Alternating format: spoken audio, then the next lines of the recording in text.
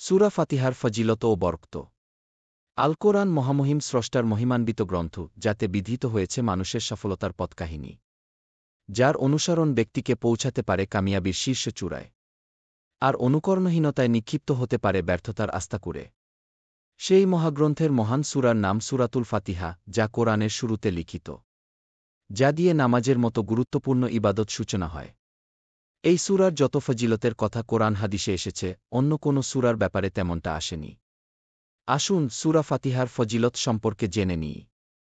আল কোরআনের মহান সূরা।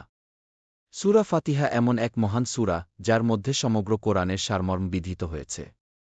সাহাবী সাঈদ ইবনে মুয়াল্লা রাদিয়াল্লাহু আনহু বলেন, একদিন নবীজি আমাকে বলেন, মসজিদ থেকে বের হওয়ার আগেই আমি কি তোমাকে এমন একটি সূরা শিখাব, যা কোরআনের সর্বাধিক মহান সূরা?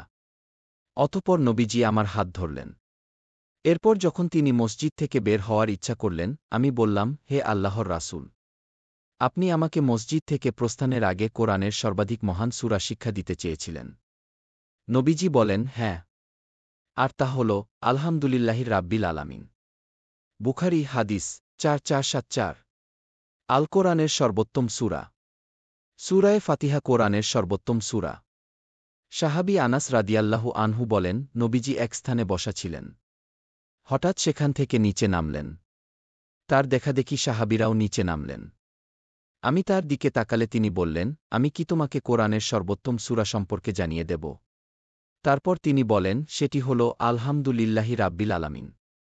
আমালুল ইয়াউমি ওয়াল্লাইলাতি হাদিস 723। এ সূরার সমতুল্য নেই কোনো সূরা।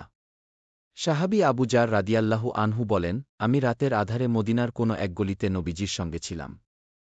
সে সময় একজন ব্যক্তি সূরা ফাতিহা দ্বারা তাহাজ্জুদের নামাজ পড়ছিলেন। তা শ্রবণে নবীজি সেখানে দাঁড়িয়ে গেলেন এবং শেষ হওয়া পর্যন্ত গভীর মনোযোগ দিয়ে তা শুনলেন। সমাপনান্তে তিনি বলেন, পুরো কোরআনে এর সমতুল্য কোনো সূরা নেই। মুজামুল আওসাত হাদিস 2866। তাওরাত জাবুর ইনজিল কোরআনে যার তুলনা নেই। সূরা ফাতিহা নিজেই নিজের তুল্য। তাওরাত, জাবুর, ইনজিল, এমনকি কোরআনেও তার সমতুল্য কোনো সূরা নেই। সাহাবী উবাই ইবনে কাব রাদিয়াল্লাহু আনহু বলেন, রাসূলুল্লাহ সাল্লাল্লাহু আলাইহি ওয়াসাল্লাম বলেছেন, তাওরাত, জাবুর, ইনজিল, এমনকি কোরআনেও আল্লাহ তাআলা সূরা ফাতিহার মতো কোনো সূরা অবতীর্ণ করেননি। নাসাই হাদিস 914।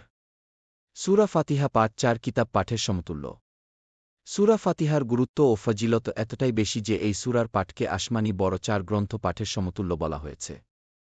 সাহাবী আবু উবায়দা রাদিয়াল্লাহু আনহু বলেন, নবীজি বলেছেন, যে ব্যক্তি ফাতিহাতুল কিতাব পাঠ করল, যেন সে তাওরাত, জাবুর, ইনজিল ও কোরআন পাঠ করল।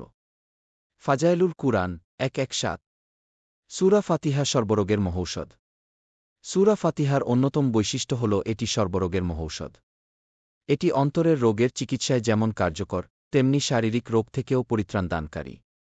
নবীজি বলেছেন, ফাতিহাতুল কিতাব মৃত্যু ছাড়া সব রোগের মহৌষধ।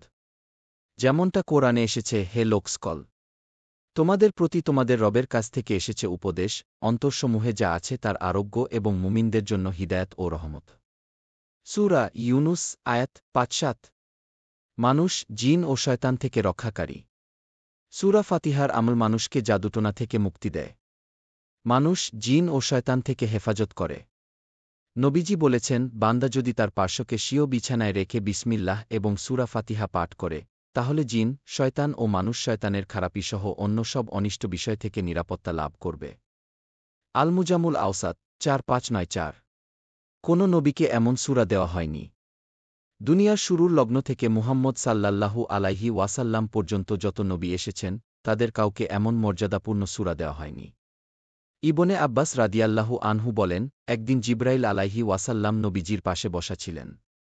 এ অবস্থায় ওপরের দিকে একটি আওয়াজ শুনে তিনি মাথা উপরের দিকে উত্তোলন করলেন। অতঃপর বললেন, আসমানের এই দরজাটি আজকে খোলা হয়েছে, যা এর আগে কখনো খোলা হয়নি। সেখান দিয়ে কিছু ফেরেশতা অবতরণ করলে তিনি বলেন, এই ফেরেশতারা আজকেই প্রথম দুনিয়ায় অবতরণ করেছেন। এর আগে তারা কখনোই দুনিয়ায় আসেননি। হে নবী, আপনি দুটি নূরের সুসংবাদ গ্রহণ করুন, যা শুধু আপনাকে দেওয়া হয়েছে। এর আগে কোনো নবিরাসুলকে তা দেওয়া হয়নি। তা হচ্ছে সূরা ফাতিহা এবং সূরা বাকারার শেষাংশ। মুসলিম হাদিস 254। লেখক খতিব, বাইতুল আজিম জামে মসজিদ, রংপুর।